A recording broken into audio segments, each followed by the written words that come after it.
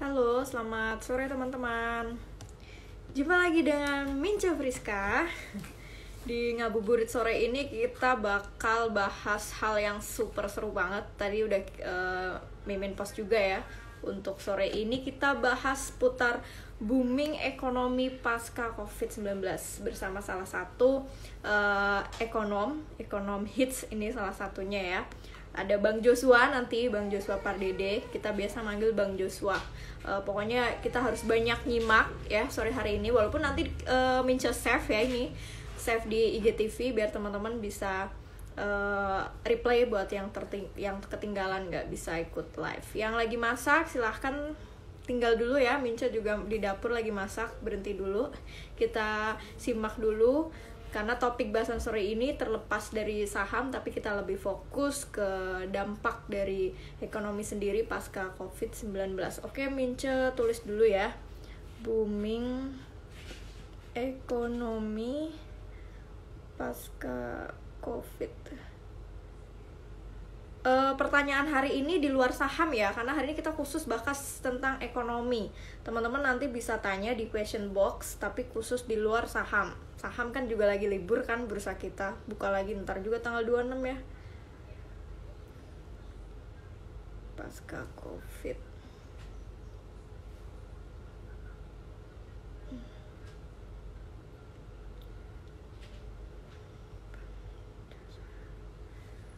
Pardene. Bentar ya, Mince tulis dulu judulnya. Kepala Ekonom. Kesimpulannya apa? Mulai aja belum, kesimpulannya apa? Ekonomi Bank Permata. Ya, ini bareng Kepala Ekonom Bank Permata sore hari ini ya. Harga ketupat aman. Ya elah. Oke, udah kita pin komen. Kita undang dulu Bang Joshua ya. Seperti yang kita tahu ya, kemarin kan Mince intro dulu nih ya. BPS udah ngeluarin data, tapi under expect para ekonom yang harusnya pertumbuhan ekonomi di angka 4, kemarin hanya sekitar, ya nggak hanya sih, tapi ya lumayan lah turunnya ya 2,79%.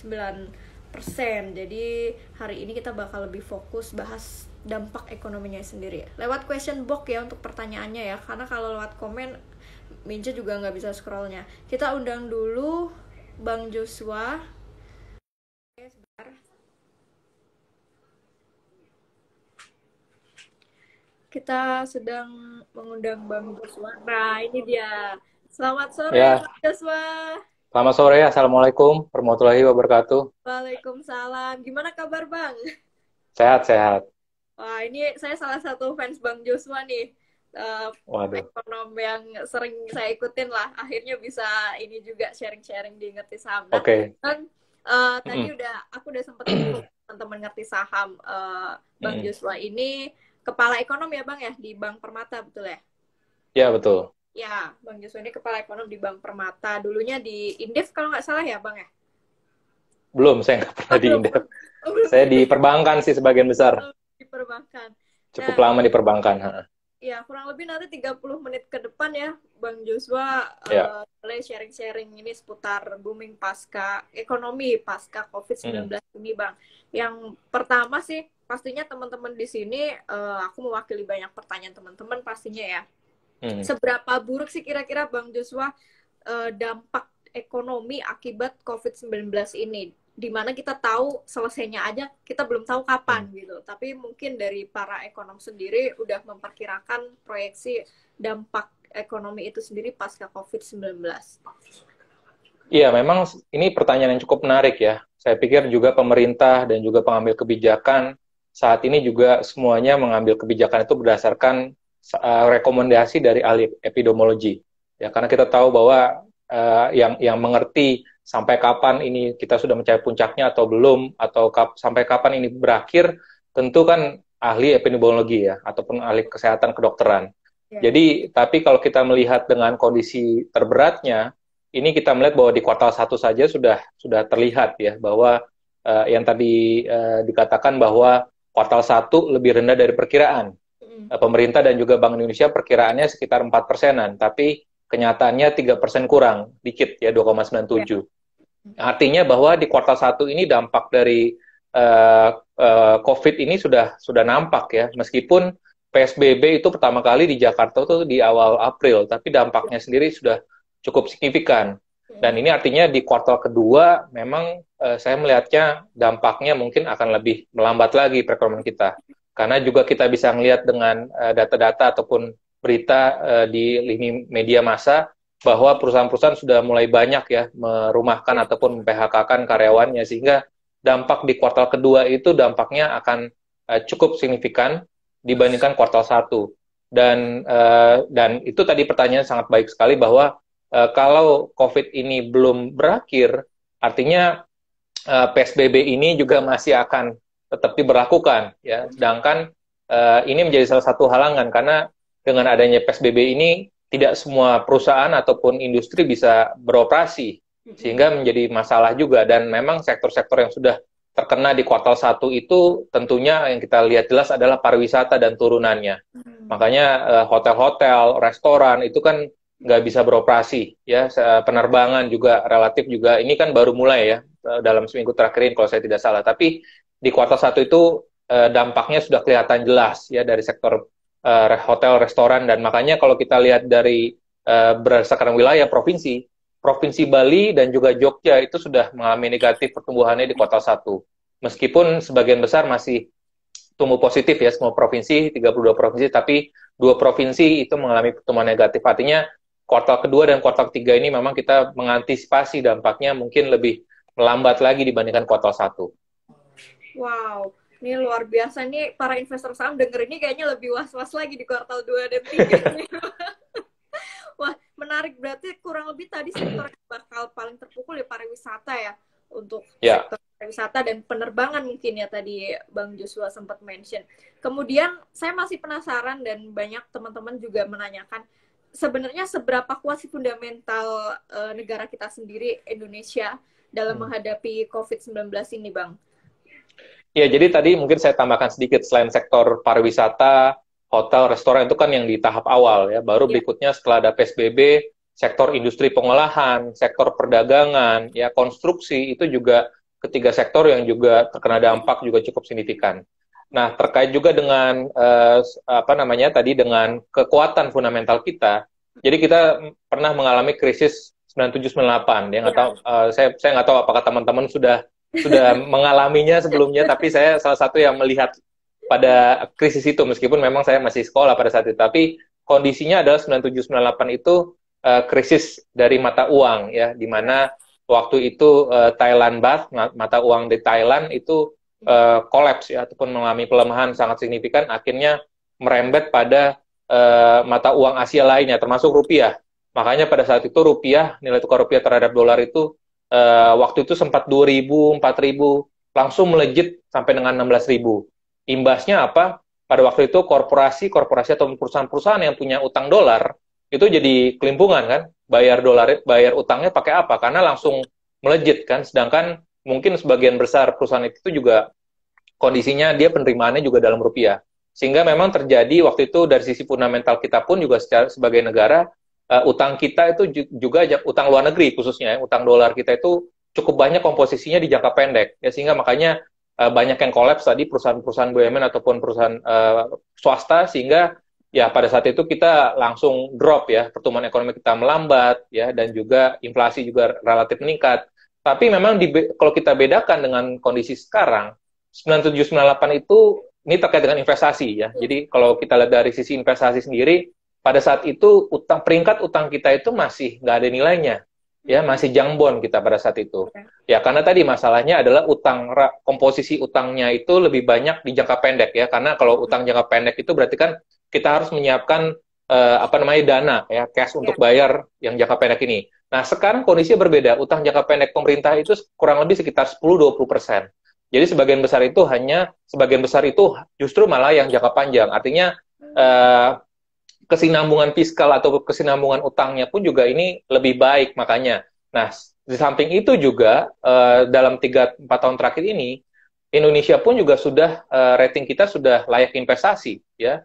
yang sebelumnya 978 junk bond nggak ada nilainya, jadi bahkan pada saat itu mungkin kalau junk bond itu kondisinya misalkan seperti ini, pemerintah Indonesia mau menerbitkan utang, surat utang, gitu ya, obligasi, itu mungkin kuponnya ataupun yieldnya harus ditawarkan itu sangat besar sekali. Nah, yang terakhir ini kemarin pemerintah juga menerbitkan global bond ya, obligasi global ya yang diterbitkan untuk investor global. Itu kuponnya pun juga relatif sangat bersaing karena apa? Peringkat utang kita itu sekarang sudah investment grade. Artinya dari sisi kekuatan fundamental harusnya kita jauh lebih kuat dibandingkan 9798. Cuman masalahnya adalah yang mengalami 2020 ini adalah semua negara ya, karena tadi penyebaran COVID ini kan tidak semua negara sudah terjangkit ataupun sudah penyebarannya sudah sangat besar gitu. Jadi ini mungkin fenomena yang belum pernah kita hadapi sebelumnya, makanya beberapa lembaga internasional sendiri pun juga memproyeksikan bahwa IMF secara khusus ya tahun ini diperkirakan tahun 2020 ini pertumbuhan ekonomi global sendiri kontraksi 3%, padahal tahun lalu mungkin hampir mendekati 3% juga, positif 3%, tahun ini negatif 3%. Jadi semuanya berubah signifikan sekali karena fenomena yang COVID ini yang unprecedented, artinya tidak pernah diantisipasi sebelumnya oleh negara-negara ataupun pemerintah di dunia. Benar. Iya, ini memang kalau para investor lihat pun memang kondisinya sangat jauh berbeda dengan krisis-krisis sebelumnya. Nah, yang menarik lagi nih, yang lagi hits banget, era new normal yang di Amerika pun sedang membahas arah-arah ke sana. Di Indonesia pun ke depan kan kita sedang menuju mungkin ke arah era new normal ini pasca COVID. Kira-kira masih ada nggak ya? Atau bahkan ada beberapa sektor mungkin yang bakal kena booming, atau kan mungkin ada sektor yang meredup, ada bahkan mungkin yang melejit, seperti yang kemarin saya pernah dengar Warren Buffett beberapa waktu lalu dia bilang seperti itu di era new normal. Dah di Indonesia sendiri kira-kira sektor apa nih Bang yang kiranya bakal booming pasca COVID-19 ini? Kalau yang tadi kan yang terkena dampak parah kita udah mention beberapa, tapi dari sisi ekonomi sendiri gimana Bang? Iya, memang kalau kita lihat sebenarnya kalau saya tanyakan kepada para pengusaha ataupun pelaku usaha, memang semuanya nggak ada yang merasakan keuntungan ya. Jadi rata-rata karena kondisinya tadi yang saya bilang bahwa ini semuanya mengalami dampak negatif karena kegiatan operasi ekonomi nggak bisa berjalan normal ya, karena semua pembelinya, konsumennya semua ada di rumah, kan nggak bisa keluar rumah ya. Jadi tentu sektor-sektor ekonomi yang bisa mengandalkan baik offline dan online ini saya pikir masih bisa bertahan ya untuk saat ini. Nah, terkait dengan new normal, saya pikir memang ini menjadi salah satu sebenarnya ini menjadi diinisiasi ataupun dimunculkan karena waktu itu ada pernyataan ya, kalau nggak salah 1-2 minggu yang lalu WHO mengatakan bahwa virus COVID ini nggak akan hilang di dunia. Artinya bahwa sampai dengan nanti vaksinnya ditemukan, ini makanya kita harus terus beradaptasi ya. Bukan berarti kita langsung longgarin PSBB langsung seenaknya saja gitu ya. Jadi tentu kita harus protokol COVID-19 ini harus tetap dilakukan ya, karena kita menyadari bahwa seperti kalau kita lihat tenaga medis di Indonesia sendiri kan ini masih sangat kurang ya. Khususnya kita janganlah ngomongin di Jakarta, tapi kita ngomongin lah yang di luar Jakarta dan Pulau Jawa ini bagaimana kondisinya. Dan itu saya pikir tingkat ataupun satu dokter sendiri itu menjangkau berapa ratus ribu orang gitu. Jadi sangat besar sekali. Jadi tidak bisa menjangkau semuanya ya. Kalau seandainya nanti kalau kita terlalu bebas-bebas juga tentunya kita bisa mengalami dampak yang negatif lagi dan recovery-nya akan lebih panjang. Nah, tentu new normal ini saya pikir tadi terkait dengan new normal, saya pikir tatanan kehidupan kita pun juga akan cenderung berubah semuanya ya. Mungkin nanti kita terus masih akan memberlakukan physical distancing ataupun jaga jarak. Lalu kita akan tetap terbiasa untuk cuci tangan ataupun menggunakan hand sanitizer dan juga masker. Sehingga itu menjadi salah satu tatanan kehidupan. Dari sisi kehidupan ekonomi tentu yang tadi saya katakan bahwa sektor-sektor ekonomi yang mengandalkan sekarang kegiatan penjualannya melalui online, saya pikir itu lebih dapat bertahan dan sustain ya. Dan itu terlihat sekali sekarang ini ya. Jadi semua penjual saat ini jualan semua di Instagram ya, di Facebook ataupun sosial media, karena mereka nggak bisa bertemu langsung dengan para pembelinya. Jadi sektor-sektor ini saya pikir ini menjadi salah satu e-commerce ini saya pikir akan terus akan terus berkembang ya, dan juga digital banking ya. Digital banking juga sama sekarang ini, saat transaksi keuangan ataupun transaksi perbankan, termasuk juga misalkan kalau investasi mungkin udah lewat handphone ya, kita beli saham segala macam lewat handphone. Tapi kalau misalkan kita untuk transaksi keuangan di perbankan, sebelumnya kita masih harus datang ke cabang bank-bank terdekat ya. Tapi sekarang kita tinggal semuanya transaksi transfer dan juga lain sebagainya, pembayaran lain sebagainya, semuanya bisa digital banking. Jadi semua yang berbau digital ini saya pikir akan terus berkembang ke depannya. Justru malah sekarang yang sekarang berkembang juga di China ya, saya mendengar juga bahwa sekarang mall itu namanya seamless shopping ya. Jadi kita dari gadget HP kita, jadi kita berinteraksi dengan apa namanya, orang yang jaga tokonya. Jadi transaksinya di situ gitu. Jadi tetap ada offline-nya, tapi kita tetap bertransaksi nawar-nawarnya dari handphone gitu. Nanti baru barangnya jalan ataupun diantar melalui ya kurir gitu ya, online juga gitu. Jadi itulah saya pikir yang menjadi new normal ke depannya. Dan tapi yang penting juga terkait juga dengan ekonomi kita, ini saya pikir harusnya menjadi pelajaran buat Indonesia ya, karena kita selama ini seperti pariwisata ya. Pariwisata mungkin kita cukup mengandalkan tadi dari wisatawan mancanegara ya, tapi kita banyak orang Indonesia sendiri melancong ke Singapura, ke Malaysia, Jepang gitu kan. Padahal banyak destinasi wisata di Indonesia tuh yang sangat bagus-bagus banget gitu ya. Dan di sisi lainnya juga masalah industri pengolahan ya kan. Ini juga masalahnya ini karena di China waktu itu terjadi lockdown ya, kita industri manufaktur juga nggak dapat suplai bahan baku ya, sehingga makanya ini harusnya juga menjadi pelajaran buat pemerintah bagaimana memikirkan, karena negara-negara lain pun juga sudah belajar pasti. Kalau tergantung sepenuhnya pada China, ya berakibat seperti ini ya, nggak ada barang yang bisa dikirimkan bahan bakunya, sehingga pada saat bahan baku nggak bisa dikirim, produksi dari industri pengolahan sendiri nggak jalan gitu ya. Nah ini saya pikir harus menjadi langkah awal untuk kita melaksanakan reindustrialisasi di Indonesia ya, karena ini harusnya menjadi supaya kita bisa mendorong supaya nanti industri manufaktur kita ini bisa lebih maju lagi, dan barang-barang yang misalkan untuk UMKM dan juga untuk e-commerce ini harusnya yang didorong itu adalah produk-produk unggulan kita gitu ya, dari sisi dalam negeri ya, supaya bisa kita punya nilai tambah di pasar internasionalnya seperti itu. Oke.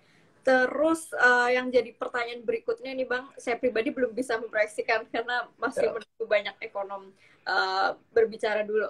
Kalau dari 2008 atau sebelumnya itu kan rata-rata recovery, kalau nggak salah saya waktu nggak ngalamin 2008 tapi habis itu ngalamin recovery-nya 2010 itu udah recovery waktu itu ekonomi Indonesia. Nah untuk kasus yang saat ini, kalau dari proyeksi para ekonom sendiri untuk Indonesia butuh recovery ke depan pasca COVID ini, kira-kira butuh sampai waktu berapa tahun ini Bang? Apakah akan lebih lama lagi dari krisis-krisis sebelumnya? Ya, jadi kalau kita lihat tadi versi pemerintah ya, saat ini masih kalau skenario beratnya itu di sekitar 2%-an ya. Tapi kalau skenario sangat berat bisa negatif pertumbuhan kita ya, 0,4%. Jadi itu dengan catatannya di tahun ini 2020 ya, 2020. Nah, tapi recovery-nya memang kalau kita lihat beberapa proyeksi dari Kementerian Keuangan ataupun dari lembaga internasional memang agak sedikit berbeda. Kalau lembaga internasional itu recovery-nya V ya, V-shape. Jadi bentuknya V. Jadi turun drastis cepat di tahun ini, langsung melejit tahun depan. Nah, tapi kondisinya agak berbeda ya, karena tadi kalau kita lihat kan ini sektor produksinya terganggu ya, dan yang tadi kita lihat bahwa sudah mulai banyak PHK, sehingga daya beli masyarakat ini juga akhirnya menurun ya, sehingga makanya kalau saya lihat recovery-nya ini bentuknya U ya, bentuknya U. Jadi perlambatannya bertahap ya, memang betul seperti itu. Tapi perbaikannya ataupun recovery-nya pun juga lebih baik bertahap ya. Nah, tapi kondisi yang tadi kalau misalkan PSBB terlampau cepat tanpa ada rekomendasi dari dokter ataupun ahli epidemiologi terlalu cepat dilonggarkan, itu bisa bentuknya W. Jadi kita turun, recovery lagi, second wave, ya kan, second wave. Jadi second wave itu bisa membuat turun lagi kita, ya kan, pada saat nanti pas sudah mulai recovery, misalkan kuartal 3, kuartal keempat, tapi terlalu cepat PSBB ternyata ada second wave, ya kan? Karena kalau di China sendiri ada satu provinsi yang udah di lockdown lagi setelah dibuka kan. Jadi itu yang sebenarnya harus kita antisipasi, dan itu terjadi pada saat 1918 pada saat Spanish flu. Ya. Itu dampak yang second wave-nya itu justru malah lebih dahsyat gitu. Betul. Jadi makanya kita nggak berharap ini W ya, tapi mungkin ya arahnya U gitu ya. Harapannya seperti itu, karena itu tinggal bagaimana sekarang kesigapan dari pemerintah untuk fokus untuk menangani COVID ya. Jadi saya pikir fokusnya ini yang pertama supaya jumlah kasus yang terjadi di Indonesia nanti terus melandai ya. Karena kalau kita lihat hari ini saja kan terus meningkat lagi ya, udah nambah terus ya. Dan itu makanya kondisi untuk recovery-nya ya, saya pikir untuk kondisi yang ataupun skenario baseline, saya pikir ini mungkin di awal tahun depan ya baru mulai recovery ya, lebih cepatnya. Nah, tapi kan kalau investor itu kan melihatnya biasanya kan dia ahead the curve ya. Jadi sebelum kondisi ekonominya sudah kelihatan mulai membaik, biasanya dia lebih awal. Karena kalau sudah nungguin ekonominya tumbuh dulu, telat dia kan. Biasanya kan kita kan kalau investor itu harusnya ngeliat opportunity kan. Opportunity-nya kayaknya potensinya dia bakal membaik nih, ataupun dia potensi penjualannya agak akan meningkat karena ada faktor ini dan itu. Nah, tentu pada saat kita nggak mungkin beli sahamnya kan setelah dia naik dulu kan, setelah dia kondisi yang membaik dulu. Jadi kondisi saat ini saya pikir ini menjadi salah satu momentum ya buat para investor juga untuk ya sekiranya memang melihat yang dari sisi fundamentalnya tadi relatif cukup baik, ya saya pikir memang harus bisa mulai enter sekarang gitu ya, karena tadi kondisinya kita lihat bahwa recovery tadi kan udah mulai beberapa bulan ke depan gitu. Jadi harapannya kondisinya pun juga akan semakin membaik buat ekonomi dan juga buat bagi perusahaan-perusahaan gitu ya. Tapi ya tetap baru kita harus melihat juga ya profil risiko kita seperti apa. Apakah kita untuk trading ataukah untuk investasi. Jadi itu harus dibedakan juga ya. Kalau misalkan untuk lihat fundamental, tentu ini ngelihatnya ini tujuan untuk investasi. Artinya kita beli satu saham yang bagus, ya udah kita nggak usah ngeliatin tiap hari gitu ya. Tapi kita berharap bahwa kondisi fundamentalnya terus membaik seiring dengan perbaikan ekonomi makronya gitu. Oke, benar. Bang, ini aku udah milih 2 pertanyaan, mungkin kita bisa jawab dulu ya. Ada pertanyaan bagus ini tadi terkait ini Bang Himbara kemarin yang lagi hits, lagi banyak diobrolkan, mana ya tadi. Sebentar. Nah, ini Bang. Seberapa efektifkah Bank Jangkar sebagai langkah penyelamatan perekonomian Indonesia? Kan kemarin lagi booming banget itu berita Bank Jangkar yang banyak akan restrukturisasi kredit ke UKM dan lainnya. Itu kira-kira dari pandangan ekonomi gimana Bang Joshua? Ya, jadi ini sebenarnya salah satu inisiatif dari pemerintah. Ya, ini menjadi salah satu program dalam program pemulihan ekonomi nasional. Ya, jadi kalau kita lihat dalam 3 hari yang lalu, kalau saya tidak salah, Kementerian Keuangan juga dalam press conference-nya juga sudah merilis perubahan dari program pemulihan ekonomi nasional. Jadi ada penambahan di situ. Nah, salah satunya anggaran ataupun penempatan dana yang akan ditempatkan pada Bank Jangkar, ya, ataupun bank yang ditetapkan oleh OJK dan juga regulator lainnya, yang kondisi kesehatannya relatif lebih baik dan dari sisi total asetnya itu termasuk dalam 15 besar di Indonesia. Nah, tujuannya kenapa? Karena ini saya kaitkan dengan kebijakan OJK, ya, kebijakan OJK. Karena kan kita tahu bahwa perusahaan-perusahaan ini kan cash flow-nya kan makin menipis ya kan. Apindo ataupun Kadin, ya, Apindo dan Kadin sendiri mengatakan bahwa cash flow sampai dengan Juni. Setelah Juni ini pada berdarah semua, bleeding semua. Nah, ini makanya yang menjadi satu komponen cost yang besar juga dari sisi perusahaan adalah pembayaran bunga dan pokok kepada perbankan ataupun lembaga pembiayaan. Nah, makanya di dalam Perpu nomor 1 itu OJK juga di situ memberikan pelonggaran ya buat debitur ataupun perusahaan-perusahaan yang dia mempunyai kewajiban kepada perbankan ataupun lembaga pembiayaan, dia bisa dilonggarkan. Ya, ini sering disamakan restrukturisasi ya perbankan ataupun lembaga pembiayaan. Nah, ini artinya sampai dengan Maret 2020 dari mulai Maret 2020 sampai dengan Maret 2021 itu diadakan pelonggaran ya, tapi bentuk pelonggarannya bisa macam-macam. Ada yang bisa dikurangin suku bunganya, ada yang ditunda pembayaran bunga dan atau pokoknya, dan atau juga bisa perbankan itu bisa menambah fasilitasnya. Jadi tergantung nanti kebutuhan dari perusahaan itu dan juga bagaimana tingkat kesehatan, dan tentu persyaratnya adalah ini kondisinya sebelumnya baik ya. Jadi kalau sebelumnya udah batuk-batuk, memang tidak apa namanya tidak memenuhi syarat sebenarnya ya, karena OJK menyarankan adalah kondisi dari perusahaan ataupun debitur ini sebelumnya baik dan baru karena COVID baru kondisinya jadi memburuk ya, dan ini juga diprioritaskan untuk UMKM ya. Jadi ini plafonnya sampai dengan 10 miliar ya. Dan tadi terkait dengan restrukturisasi ini, tentu kan jadi pembayaran likuiditas perbankan itu jadi agak berkurang kan. Jadi kan karena kan biasanya tiap bulan itu perbankan itu memperoleh pembayaran bunga atau pokok ya dari debiturnya. Nah, karena ada restrukturisasi ini ya kan karena kan kalau misalkan tidak ada restrukturisasi ini bank-bank bisa mengalami NPL yang meningkat. Nah, dengan adanya restrukturisasi ini dianggap masih lancar kreditnya dia ya, karena dia disepakati ataupun disetujui oleh bank dan mengikuti persyaratan yang diberikan oleh OJK bahwa perusahaan ini ataupun debitur ini layak untuk memperoleh pelonggaran. Nah, selama tadi perbankan ini tidak mendapatkan pembayaran sampai dengan bulan Maret 2021, ini likuiditas perbankan ini agak mengetat ya.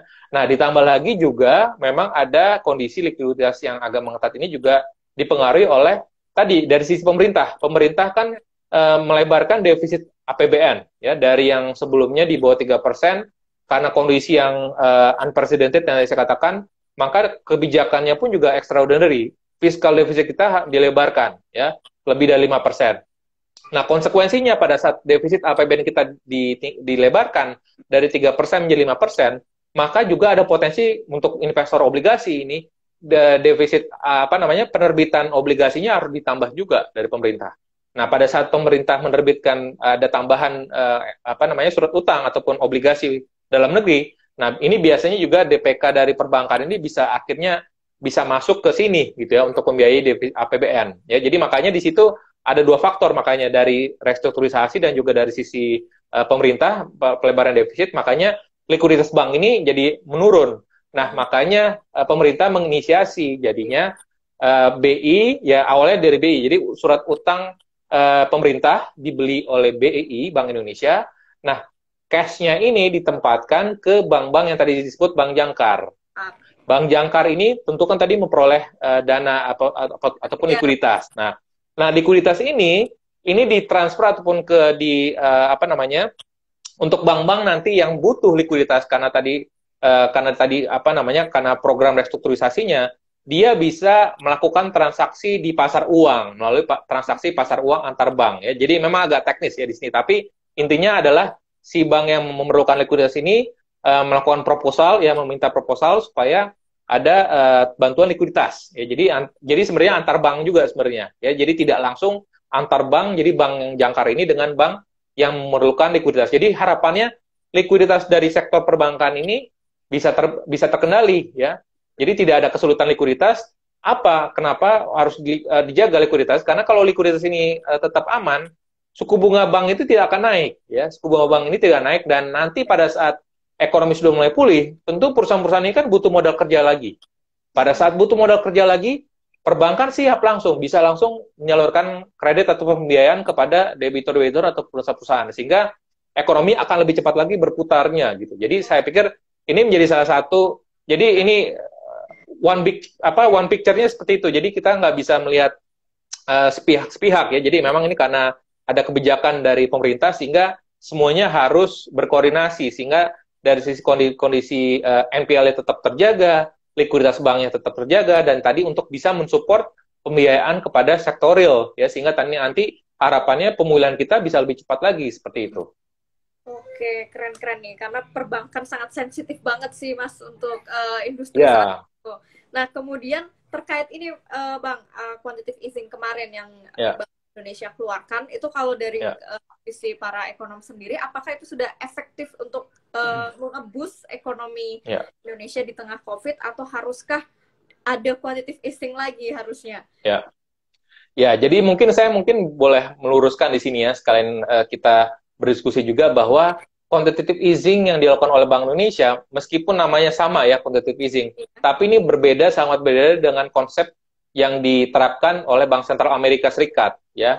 Kalau Bank Sentral Amerika Serikat itu memang dia printing money pada saat dia melakukan quantitative easing ya. Dia dengan menambah jumlah uang beredar di masyarakat ya. Nah, perbedaannya yang Bank Indonesia lakukan adalah Bank Indonesia melakukan relaksasi dari namanya giro wajib minimum. Ya, giro wajib minimum ini adalah kewajiban dari bank yang ditempatkan di Bank Indonesia. Nah, jadi tiap bulan itu perbankan itu harus menyetor sekitar sejumlah apa namanya dari sebagian DPK-nya itu ditempatkan GWM-nya di BI. Nah, itu yang diturunkan oleh BI. Jadi kan sebenarnya ini menambah likuiditas dari bank lagi sebenarnya, ya, menambah likuiditas bank. Dan kalau kita lihat juga di selain tadi menurunkan giro wajib minimum, Bank Indonesia juga merelaksasi namanya open market operation, ya. Ini agak teknis juga ya, teknis dari perbankan juga dan treasury biasanya. Nah, ini tapi intinya adalah ini memperbanyak likuiditas di perbankan sebenarnya. Jadi tidak apa namanya tidak sampai memprinting money, ya, karena kalau kita lihat printing money itu risikonya sangat besar sekali, ya, karena pertama kita pernah mengalami kejadian BLBI pada saat itu. BI pun juga akhirnya tersangkut juga, ya, masalah apa namanya tidak efektifnya penyaluran bantuan apa namanya bantuan likuiditas dari Bank Indonesia gitu, ya, makanya terjadi kasus korupsi dan lain sebagainya. Dan saya pikir memang BI menjaga supaya itu, dan tentu bahwa fungsinya BI tentu adalah yang utama adalah menjaga stabilitas harga, yaitu inflasi dan juga stabilitas rupiah, ya, dan mensupport perekonomian, ya, tadi dengan menjaga likuiditas ini, ya, likuiditas perbankan, ya, karena kondisi likuiditas ini perbankan ini tetap baik, ini penyaluran nanti kredit kepada sektor-sektor real nanti ini akan lebih lancar lagi, ya, sebenarnya itu sebenarnya. Jadi untuk saat ini tadi kalau likuiditasnya aman perbankan, maka tadi perbankan bisa ngasih restrukturisasi sehingga perusahaan-perusahaan itu tidak mengalami kesulitan, ya, cash flow-nya jadi agak berkurang kesulitannya. Nah, nanti pada saat sudah mulai recovery, let's say misalkan bulan Desember ataupun awal tahun depan, pada saat perusahaan butuh modal kerja, dia bisa langsung apa namanya meminjam tanpa suku bunganya naik lagi. Karena kalau likuiditas ini naik, ya, agak ketat, biasanya suku bunga bank ini juga ngikutin juga naik. Tapi kalau likuiditasnya aman, nah, suku bunganya kita juga relatif bisa apa namanya rendah. Dan ini juga menjadi salah satu program pemulihan ekonomi nasional adalah pemerintah juga memberikan subsidi bunga, ya, bagi UMKM. Ya, tentunya saya pikir ini juga menjadi salah satu apa namanya kebijakan yang sangat baik yang dapat mempercepat recovery dari ekonomi kita. Oke, Bang, mungkin ini pertanyaan terakhir. Udah setengah jam lebih, tapi seru banget sih. Harusnya masih pengen lanjut.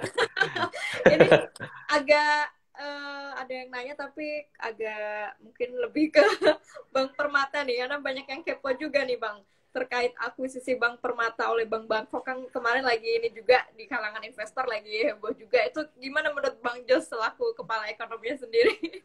Aduh, bukannya saya nggak mau jawab, tapi memang saya nggak kompeten untuk menjawabnya. Jadi saya belum bisa menjawabnya untuk di forum ini. Jadi karena saya menganalisa ekonomi makro dan juga ya financial market juga. Jadi kalau misalkan nanya financial market, saya lebih diperbolehkan, ya. Tapi untuk menjawab hal ini saya tidak diperbolehkan, dan saya memang memohon maaf untuk nggak bisa jawab gitu. Oke, ini berkaitan dengan ini etis dan tidaknya, ya, karena dari internalnya mungkin, ya. Iya, betul. Oke deh, Bang Joshua, mungkin itu aja. Ini kita save 24 jam, Bang Joshua. Jadi teman-teman yang nggak sempat nonton live ini bisa replay. Luar biasa banget, kita dapat insight banyak selaku pelaku investor di Bursa Efek. Jadi udah ada, tadi aku pribadi jadi mulai agak merubah sedikit keputusan ke depannya sepertinya setelah mendengarkan Bang Joshua. Ini terima kasih sekali Bang Joshua, ya, atas... Iya, sama-sama. Terima kasih. Udah meluangkan waktu. Terima kasih. Assalamualaikum warahmatullahi wabarakatuh. Waalaikumsalam warahmatullahi wabarakatuh.